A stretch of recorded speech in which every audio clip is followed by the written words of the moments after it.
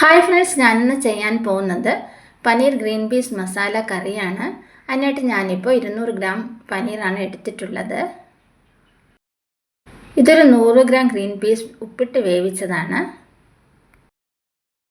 ഇനി നമുക്ക് ഒരു ചീനച്ചട്ടിയിൽ ഒരു ചെറിയ തേങ്ങയുടെ പകുതി ചിരവി എടുത്തതാണിപ്പോൾ. ഇത് നമുക്ക് നന്നായിട്ടൊന്ന് വറുത്തെടുക്കണം. എണ്ണയൊന്നും ഒഴിക്കേണ്ട ആവശ്യമില്ല, വെറുതെ ചട്ടിയിലിട്ട് നന്നായിട്ട് ഒന്ന് വറുത്തെടുക്കണം.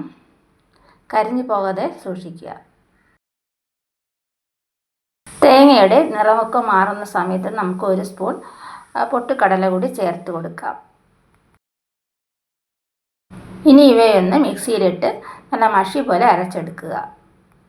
ഇനി ഒരു പാനിൽ നമുക്ക് കുറച്ച് എണ്ണ ഒഴിച്ച് ഏലക്ക, പട്ട, ഗ്രാമ്പു ഇട്ട് കൊടുക്കാം. അതിനോടൊപ്പം നമ്മൾ അരിഞ്ഞു വെച്ചിരിക്കുന്ന വെളുത്തുള്ളി, ഇഞ്ചിയും ചേർത്ത് കൊടുക്കാം. കൂടെ തന്നെ ഒരു സവാള കൊത്തി അരിഞ്ഞതും 2-3 പച്ചമുളക് അരിഞ്ഞതും ചേർത്ത് കൊടുക്കാം. അതിനുശേഷം നമുക്ക് നന്നായിട്ട് ഇവയൊക്കെ ഒന്ന് വഴറ്റിയെടുക്കണം.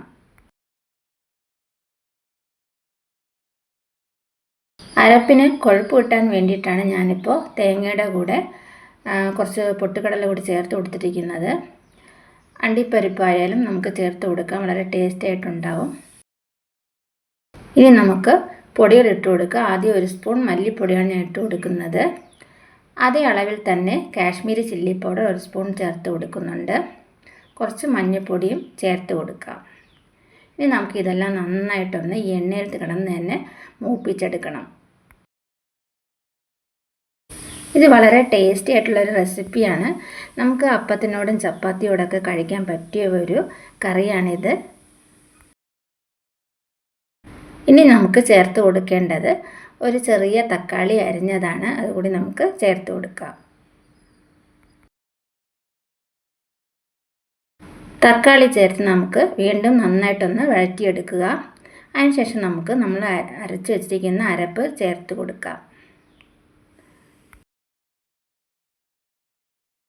കുറച്ച് വെള്ളം കൂടി ചേർത്ത് കൊടുക്കാം. നന്നായിട്ട് എല്ലാം കൂടി മിക്സ് ചെയ്യുക.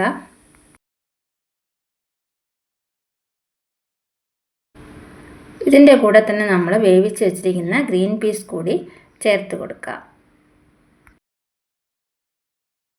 ഇനി എല്ലാം കൂടി നന്നായിട്ട് മിക്സ് ചെയ്ത ശേഷം മൂടി ഒന്ന് വേവിക്കണം. ഇനി നമുക്കിതൊന്ന് തുറന്ന് നോക്കാം. കറിയൊക്കെ ഇപ്പോൾ നല്ല തിളച്ച് വരുന്നുണ്ട്. ഗ്രീൻ പീസ് ഞാനിപ്പോൾ ഉപ്പിട്ട് ചേർത്ത് വേവിച്ചതാണ്. അതുകൊണ്ട് നമുക്ക് കറിയിൽ ഉപ്പ് കുറച്ച് ചേർത്താൽ മതി. വീണ്ടും നന്നായിട്ട് ഇളക്കി യോജിപ്പിക്കുക. ഇനി നമുക്ക് ചേർത്ത് കൊടുക്കേണ്ട ഒരു ചെറിയ സ്പൂൺ ഗരം മസാലയാണ്. ആവശ്യമെങ്കിൽ ചേർത്ത് കൊടുത്താൽ മതി. ചിക്കൻ പൗഡർ എന്നാൽ അതുകൂടി ചേർത്ത് കൊടുക്കാം.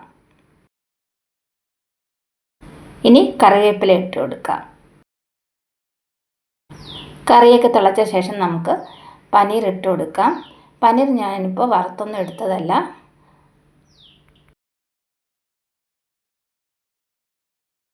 നന്നായിട്ട് ഇളക്കിയ ശേഷം വീണ്ടും നമുക്കൊന്ന് മൂടി വേവിക്കണം.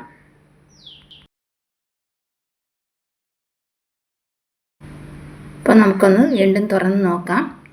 കറിയൊക്കെ ഇപ്പോൾ റെഡി ആയിട്ടുണ്ട്. പനീരിൽ നമ്മുടെ മസാലയൊക്കെ പിടിച്ചിട്ടുണ്ട്. ഇനി നമുക്ക് കുറച്ച് മല്ലിയില കൂടി അരിഞ്ഞത് ചേർത്ത് കൊടുക്കാം.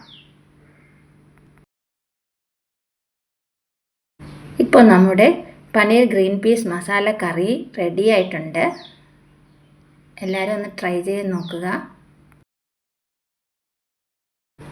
വീഡിയോ ഇഷ്ടമായാൽ ലൈക്ക്, ഷെയർ ആൻഡ് സബ്സ്ക്രൈബ് ചെയ്യുക. അതുപോലെ നിങ്ങളുടെ കമൻസ് എന്നെ അറിയിക്കുക.